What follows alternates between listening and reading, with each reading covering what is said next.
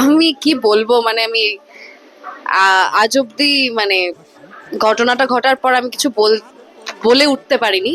এখনো আমি খুব একটা আই থিঙ্ক প্রসেস করতে পারিনি, কিন্তু এইটুকু বলতে পারি যে আমার সৌভাগ্য যে আমি ওনার সাথে আহ, দুটো কাজ করতে পেরেছি, দুটো ছবিতে অভিনয় করেছি, বরুণ বাবুর বন্ধু এবং অপরাজিত। অপরাজিত যখন রিলিজ হয়েছিল তখন নন্দনে তো রিলিজ হয়নি। আহ, আজ ভালো লাগছে দেখে যে নন্দনে রিলিজ করা হচ্ছে, আহ, কয়েকদিনের জন্য হলেও।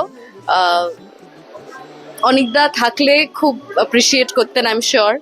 এই রোলটা যে আমাকে করার সুযোগ দিয়েছিল অনিকদা, সেটাই অনেক। আহ, আমাকে দুর্গার মতো একদমই দেখতে নয় বলেছিলেন উনি, কিন্তু বলছে আমি জানি তুই অভিনয়ে পারবি। খালি আমার মনে আছে উনি বলতেন যে ওকে আরেকটু কুৎসিত করো, ওকে আরো কালো করো, ওকে আরো। আমার খুব মানে fond memories of that.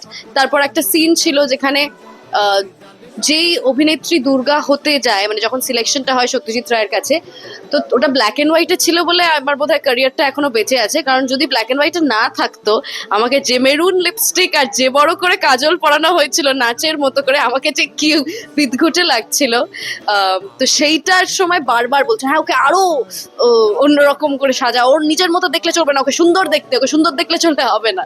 So খুবই খুবই সুইট মেমোরিজ। আর একটা জিনিস আমি বলতে পারি, আমি কোনোদিন অনিকদার কাছে ঝাড় খাইনি, এটা আমি প্রাউডলি বলতে পারবো।